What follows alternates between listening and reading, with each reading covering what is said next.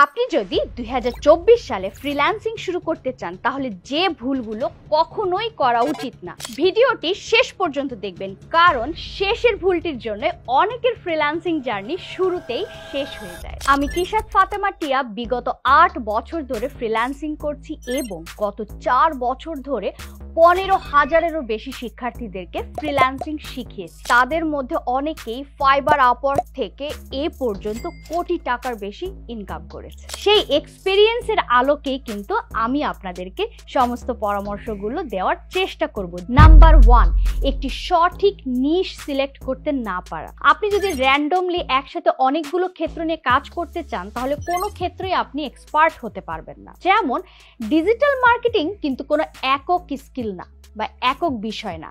Digital marketing এর ভিতরে আরো অনেকগুলো ক্যাটাগরি আছে, যেমন ইমেল মার্কেটিং আছে, এসইও আছে, কন্টেন্ট রাইটিং আছে, সোশ্যাল মিডিয়া মার্কেটিং আছে। ইমেল মার্কেটিং ক্যাটাগরিতে আমি কাজ করছি। নাম্বার 2, শেখা ও অ্যাডপ্ট করতে ব্যর্থ হওয়া। আমরা অনেক সময় অনেক মোটিভেশন দেখে মোটিভেটেড হয়ে একটা কোর্স কিনি, শেখা শুরু করি, কিন্তু শিখতে গিয়ে আমরা কিন্তু সে মোটিভেশনটা ধরে রাখতে পারি না বা আমার শেখাটা শেষ পর্যন্ত হয় না, বা আমরা কোনো রকমভাবে শিখে মার্কেট প্লেসে নেমে যাই কিন্তু মার্কেট প্লেসে কাজ পাই না।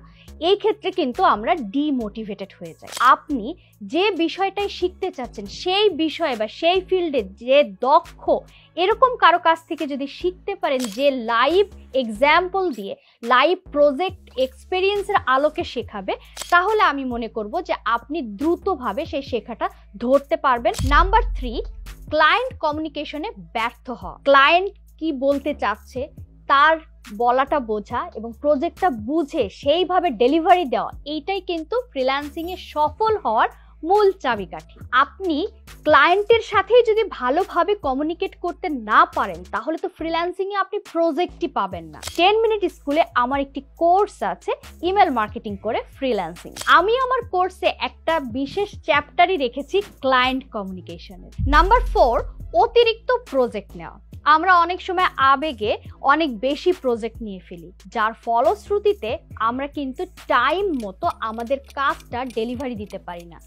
অবশ্যই মনে রাখবেন, ফ্রিল্যান্সিং এর ক্ষেত্রে অন টাইম ডেলিভারি কিন্তু অনেক বেশি গুরুত্বপূর্ণ। Number 5, finance management. নতুন ফ্রিল্যান্সাররা কিছু দূর ভালো কাজ করছে, অনেক আর্নিং করছে, হঠাৎ করে তার আর্নিংটা যখন বন্ধ হয়ে যায় তখন কিন্তু সে ডিমোটিভেটেড হয়ে যায়। আমরা যখন ফ্রিল্যান্সিং শুরু করব, শুরুর দিকে আপনার প্রতি মাসের আর্নিংটা কিন্তু সেম থাকবে না। আমরা যে আর্নটা করব এটাকে আমরা যথাযথভাবে বন্টন শিখতে হবে। যেমন কিছু অংশ আপনার নিজের ইনভেস্টমেন্টের জন্য আপনি রেখে দেবেন, কিছু অংশ দেখা যাচ্ছে যে যখন আপনার আর্নিং ওঠানামা করবে সেই মাসে আপনি কিভাবে চলবেন তার ব্যাকআপ হিসেবে আপনাকে রাখতে হবে। তো আপনি যদি আপনার ফ্রিল্যান্সিং এর ক্যারিয়ারের ফ্লোটা ধরে রাখতে চান তাহলে কিন্তু এই ফাইন্যান্স ম্যানেজমেন্টটা খুবই গুরুত্বপূর্ণ। আমরা জানলাম কোন কোন ভুলগুলো ফ্রিল্যান্সিং করার ক্ষেত্রে আমাদের করা উচিত হবে না এবং ফ্রিল্যান্সিং আমাদের ক্যারিয়ার হিসেবে কেমন হবে। আমি যখন 2014 সালে ফ্রিল্যান্সিং শুরু করেছিলাম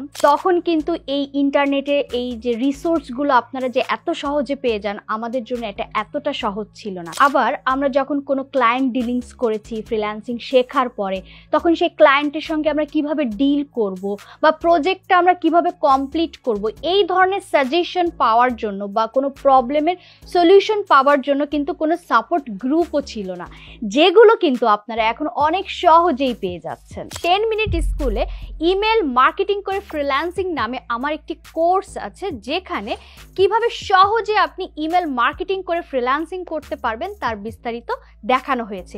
এছাড়াও আপনি যখন কোর্সে এনরোল করবেন তখন আমাদের একটি ফেসবুক সাপোর্ট গ্রুপ আছে, যেখানে সরাসরি আমি আপনাদেরকে সাপোর্ট দেওয়ার চেষ্টা করব।